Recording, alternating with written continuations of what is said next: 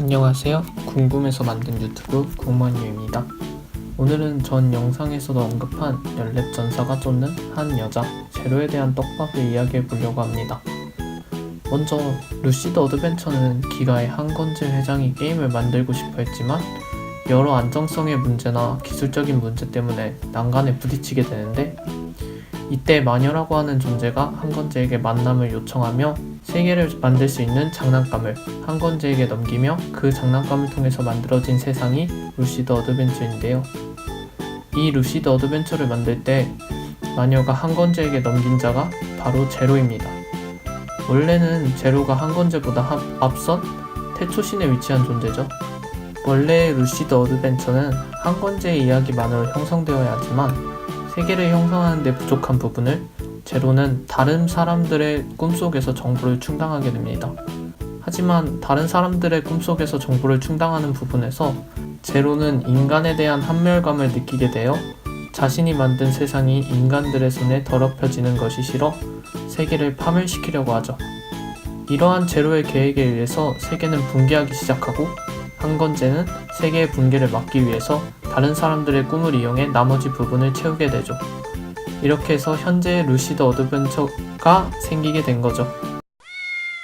제로는 세계를 부시고 싶어하는 위치이기 때문에 악몽이라는 것을 만드는데, 악몽은 제로의 염원에 따라 루시드 어드벤처 속의 모든 것을 파괴하길 원하며 플레이어든 그 세계 자체든 파괴해서 힘을 얻는 악몽은 모든 것을 파괴해 나가는데요.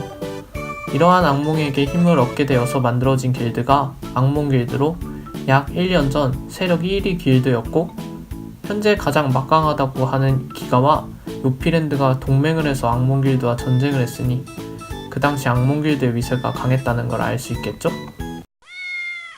제로는 유저나 NPC를 이용해서 무기를 계속 만들고 있는데요. 빨간 이펙트가 나오는 사기적인 무기나 마스터 대장장이라는 이름이 붙은 무기들은 대부분 제로가 만든 무기입니다. 이러한 무기들을 만든 이유는 역시 신인 한건재를 죽이기 위해서인데요.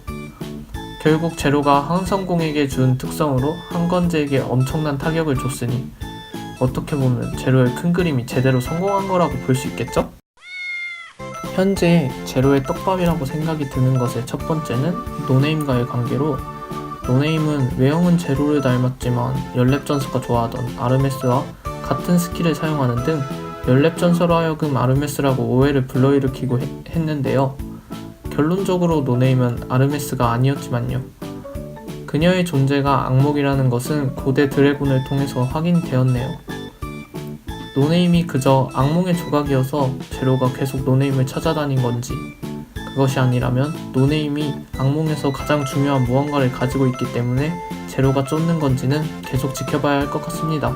악의 용이 노네임이 격동의 소용돌이의 중심이 될 것이라고 말한 점을 보면 아무리 봐도 중요한 떡밥 같은데 제로랑 연관된 떡밥이겠죠?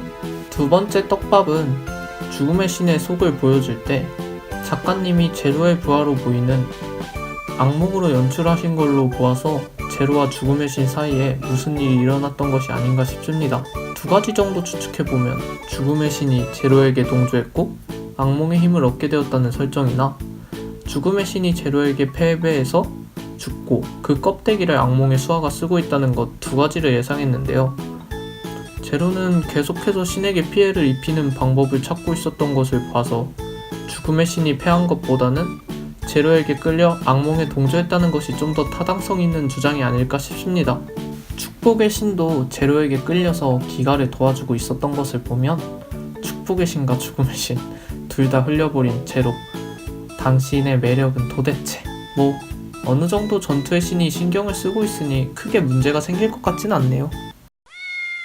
이게 떡밥인지 아닌지는 잘 모르겠지만 연랩전사인이 푸우프를 구하기 위해서 악몽의 탑으로 들어갔을 때 연랩전사가 자신에 대해서 이야기하는 부분이 있는데, 이게 참 오묘한 게 연랩이 1위 시절에 뭔가 더 높은 곳에 닿을 것 같다고 생각한 시점에 제로가 나타났다 라고 말하는 부분이 제로에게 있어서 연랩이 그 정점을 넘는 무언가에 닿는 시점이 가장 성가신 것이 아니었을까 싶네요.